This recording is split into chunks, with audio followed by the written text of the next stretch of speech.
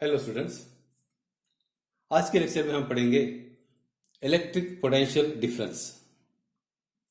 इससे पहले के लेक्चर में हमने पढ़ा था electric potential energy due to N number of charges, यानी जब दो या दो से ज्यादा चार्जेस जब एक जगह इकट्ठा हो जाते हैं, मान लो Q1, Q2 और Q3 या Q4, जितने मर्जी आप उतना चार्जेस को करीब ला सकते हैं।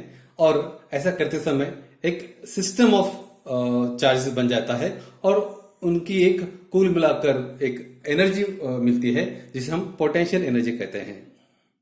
हमने देखा था कि जब एक Q1 चार्ज को हमने एक जगह लाया था, उसके बाद में Q2 चार्ज को हमने इन्फिनिटी से एक जगह लाया, तो उस टाइम में Q1 ने उससे फोर्स उसका इलेक्ट्रिक फील्ड अप्लाई किया और उसके बाद में एक वर्क डन हुआ था। उसके बाद में हमने Q3 चार्ज को लाया था और उसके कारण भी फिर Q1 और Q2 उसको ऑपोज करते हैं बिकॉज ऑफ इलेक्ट्रिक फील्ड। और जब Q3 उसको ज्वाइन हो जाता है तो उस टाइम में जब टोटल जो वर्क डन होता है वो हम सबका एडिशन करके U इक्वल टू, कल हमने इक्वेशन बताया था।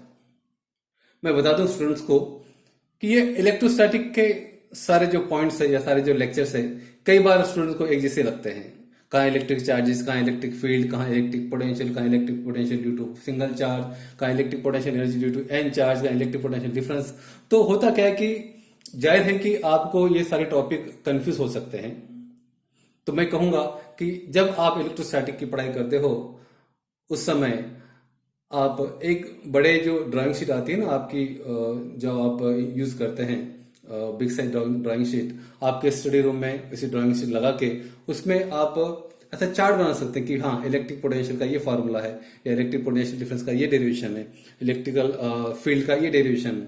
तो उसके फार्मूले आप अलग से लिख सकते हैं और ऐसा आप सिस्टमैटिक अरेंज करेंगे इस इलेक्ट्रोस्टैटिक के सारे पॉइंट्स को, तो आपको शायद पढ़ने में दिक्कत नहीं आएगी। और इसी कारण मैं जब भी कोई टॉपिक पढ़ा रहा हूं तो मैं थोड़े पीछे जाता हूं ताकि आपको कोई लिंक लगे कि हाँ इसके पहले हमने क्या पढ़ा था, उसके पहले हमने क्या पढ़ा था, तो आपको उसका लिंक या उसका आपका सूर लगे उस टॉपिक का।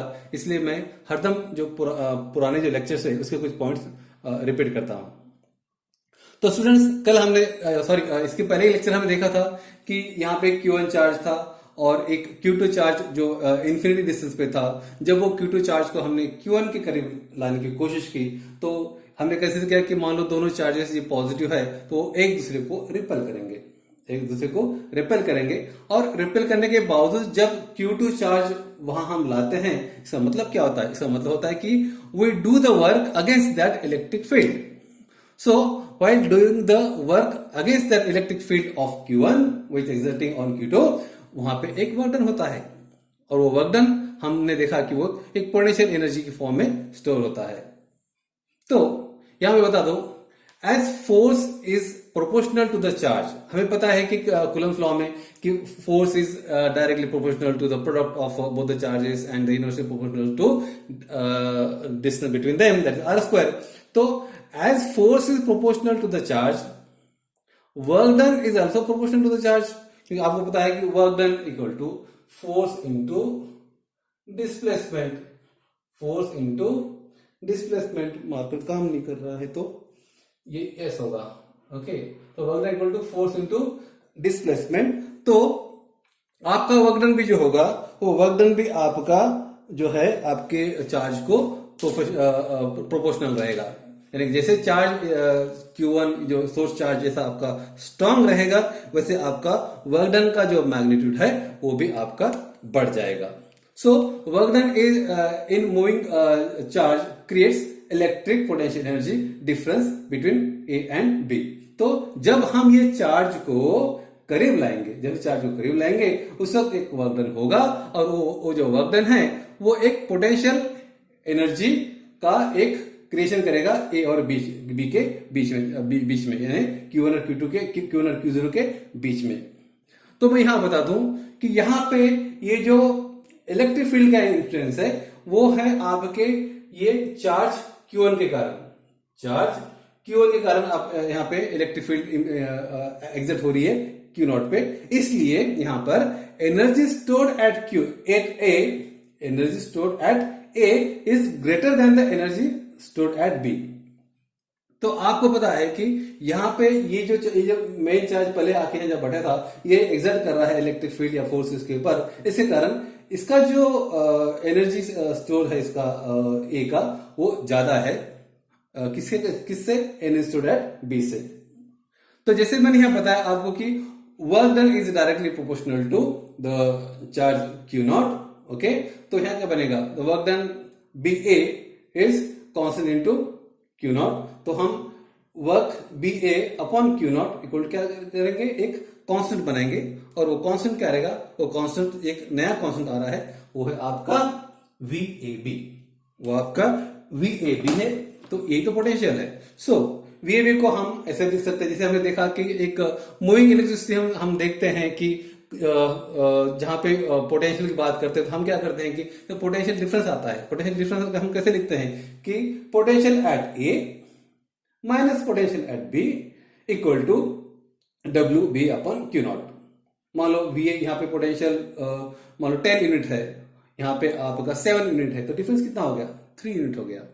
यहाँ पे 5 यूनिट है, यहाँ पे 2 यूनिट है, तो डिफरेंस कितना होगा, 3 यूनिट हो गया। तो हम ये वी ए बी को, जैसे मैंने आपको बताया कि यहाँ पे और ये दोनों के बीच में पोटेंशियल क्या है, आपका डिफरेंस है। यहाँ पे आपकी एनर्जी ज्यादा है, यहाँ पे एनर्जी आपकी कम है, इसके कारण आपको क्या मिल रहा है, पोटेंशियल डिफरेंस मिल रहा है। वो हमने वी ए बी के फॉर्म में लिखा है, और वो हम जो डिफरेंस है ये V A minus V B लिख सकते हैं equal to W B A upon Q naught. तो ये हो गया, हमको इक्वेशन मिला कि जब दो चार्ज यहां होते हैं Q1 और Q0, ओके, और ये Q0 चार्ज जब हम इसके करीब लाते हैं तो उस टाइम में जो हमको पोटेंशियल एनर्जी मिलती है उसका हमें ये इक्वेशन मिला। तो एक जनरल फॉर्म में, और हम उधर देखेंगे कि electric potential due to a point charge, मान लो सिंगल पॉइंट चार्ज है, तो उसका इक्वेशन फिर क्या बनेगा, तो उसका इक्वेशन बनेगा V R minus V reference equal to work done to bring Q naught from reference to R. मान लो कि कहीं दूर आपका क्यू नॉट था रेफरेंस पे, वहां से जब आप उसको आर इतने डिस्टेंस पे ला रहे हो, ओके, यानी करीब ला रहे हो, तो वो डिवाइडेड बाय क्यू नॉट, यानी कि आपका डब्ल्यू हो गया, ये आपका क्यू नॉट हो गया, ओके। और ये क्या हो गया आपका V R minus V reference, okay. V reference मतलब कि कहीं दूसरी जगह से एक रेफरेंस डिस्टेंस से आप उस चार्ज को करीब ला रहे हो, तो आपको क्या मिलेगा, आपको एक डिफरेंस मिलेगा, V R minus V reference. तो स्टूडेंट्स, उसका एक फॉर्मूला ये बनता है उस पोटेंशियल का, इलेक्ट्रिक पोटेंशियल का, V equal to W upon Q naught. तो ये आपका फाइनल इक्वेशन बन रहा है, V equal to W upon Q naught. This is the electric potential due to point charge. यहाँ पे एक चार्ज की बात हो रही है, यहाँ पे एक चार्ज की बात हो रही है, ओके। तो उसका यूनिट क्या रहेगा, फिर उसका ऐसा यूनिट रहेगा जूल पर कूलम। उसका यूनिट क्या रहेगा, जूल पर कूलम, और उसी को तो होल्ड कहते हैं, उसी को होल्ड कहते हैं। ये V का जो यूनिट आएगा आपका होल्ड यहाँ आ गया। जब हम डायमेंशन की बात करेंगे तो आपको देखेंगे आपके L2 M1 T माइनस 3 और ये आपका I माइनस 1 जो कि आपके चार्ज के कारण है। तो मान लो कि 1 जूल का वर्क डन हुआ है और चार्ज आपका 1 कूलम है, तो आपको कितना मिलेगा, आपको पोटेंशियल मिलेगा, इलेक्ट्रिक पोटेंशियल 1 वोल्ट मिलेगा। और ये मैं आपको बता दूं कि जो इलेक्ट्रिक पोटेंशियल है ये जो है ये 3 चीजों पे डिपेंड करता है। एक तो इसका जो पॉइंट चार्ज है उसकी पोजीशन क्या है, ओके, तो पोजीशन ऑफ पॉइंट चार्ज पे भी डिपेंड करता है। और किस मीडियम में, वैक्यूम है, एयर में है, तो ये इसका जो पोटेंशियल है, इलेक्ट्रिक पोटेंशियल, वो मीडियम पे भी डिपेंड करेगा। और नंबर तीसरी बात, ये जो इलेक्ट्रिक पोटेंशियल है ये आपका पॉजिटिव हो सकता है या नेगेटिव हो सकता है, और डिपेंड करेगा कि आपका चार्ज कैसा है। मान लो ये चार्ज माइनस है, ओके, तो वो इलेक्ट्रिक पोटेंशियल भी आपका माइनस हो जाएगा, ओके। तो वो डिपेंड करेगा कि आपका चार्ज कैसा है, क्यू नॉट चार्ज कैसा है, उस पे ये इलेक्ट्रिक पोटेंशियल का डिपेंड करेगा, पॉजिटिव है या नेगेटिव है। तो स्टूडेंट, मैं आज का जो टॉपिक है फिर से रिपीट करना चाहूंगा। इलेक्ट्रिक पोटेंशियल डिफरेंस आज का ये टॉपिक है, और वो समझने के लिए हमने क्या किया, हमने एक चार्ज Q1 को कंसीडर किया और एक दूसरा चार्ज वो Q0 उसके हमने करीब लाए। तो आपको पता है कि ये जो चार्ज Q1 है वो उसके इलेक्ट्रिक फील्ड से उसको ऑपोज करेगा, लेकिन वहां पे जब वो चार्ज, दोनों चार्ज मान लो हमने पॉजिटिव मान ले, तो वो चार्ज जैसे एंटर होगा तो वहां पे एक वर्क डन होगा। तो वो जो वर्क डन है वो वर्क डन आपका पोटेंशियल एनर्जी के फॉर्म में यहाँ पे स्टोर होगा ए और बी के बीच में। और हमने देखा कि ए जो है ये कंट्रीब्यूट बहुत करता है इलेक्ट्रिक फील्ड इसके ऊपर, तो ज्यादा जो एनर्जी स्टोर होगी वो पॉइंट ए में होगी, चार्ज क्यू में होगी, और energy store at B will be less compare to A. Okay, और बात हमें देखी कि force is directly proportional to the charges, हमें पता है। इसी प्रकार आपका वर्क डन भी जो होगा वो आपके चार्ज पे डिपेंड करेगा। जितना चार्ज आपका ज्यादा, जैसा चार्ज आपका क्यू नॉट ज्यादा, उतना आपका वर्क डन ज्यादा होगा। तो W B is directly proportional to Q naught. तो इससे कांस्टेंट मिल रहा है, और वो जो कांस्टेंट है, तो आपको पता है कि जब एक क्वांटिटी दूसरे क्वांटिटी को प्रोपोर्शनल होती है तो वहां पे हमको एक कांस्टेंट मिलता है। तो यहां पर भी हमको एक कांस्टेंट मिला, that constant is V, that constant is V A B. Okay, क्योंकि ये जो पोटेंशियल डिफरेंस वी ए और वी बी के बीच है, तो हमने इसको वी ए बी लिखा है। और इसे हम ऐसे भी लिख सकते हैं, V A minus V B equal to W B A upon charge Q naught. और यदि हम सिंगल पॉइंट चार्ज की बात करेंगे तो हम देखेंगे कि ये V R minus V reference equal to work done to bring Q naught from reference to R, यानी एक रेफरेंस डिस्टेंस है, वहां से जब हम ये जो चार्ज को आर डिस्टेंस पे लाएंगे तो आपको पता है कि ये V R minus V reference होगा। जैसे यहाँ पे V A minus V B की वजह से V R minus V reference होगा, और यहाँ पे पर चार्ज क्यू नॉट रहेगा।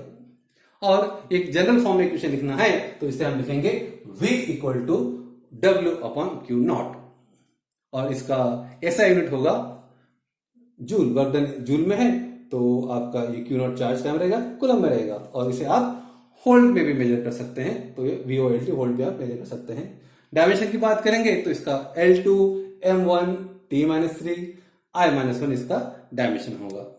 और यदि हम डेफिनेशन करेंगे 1 होल्ड की, तो क्या होगा कि 1 volt is the work done to do the work of 1 joule. Okay, and the charge कितना है 1 कूलम, तो 1 volt equal to 1 joule upon 1 coulomb.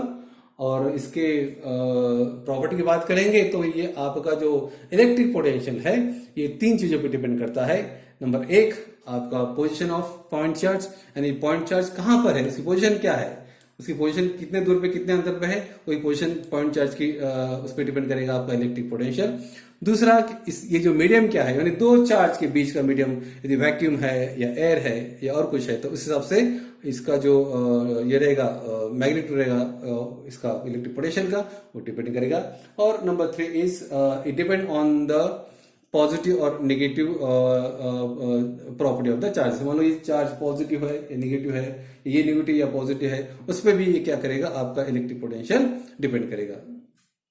तो स्टूडेंट्स, तो आज हमने पढ़ा है इलेक्ट्रिक पोटेंशियल डिफरेंस और electric potential due to point charge. मैं आपको फिर से रिक्वेस्ट करता हूं, जो भी इसके पहले के 9 लेक्चर आपने पढ़े हैं, आपको 9 लेक्चर पढ़ के कंफ्यूज मत होइएगा। आप क्या करेंगे, आप ये सारे जो लेक्चर्स के डिटेल है आप एक ड्राइंग शीट पे लिख कर या अच्छे से अरेंज कर उसको जब आप समझ के लेंगे तो आपको इलेक्ट्रोस्टैटिक की जो चैप्टर है ज्यादा डिफिकल्ट नहीं लगेगा। एक बार आपको इसका कंसेप्ट क्लियर हो गए तो आपको न्यूमेरिकल सॉल्व करने में भी काफी आसानी जाएगी। तो आज के लिए इतना स्टूडेंट्स, थैंक यू।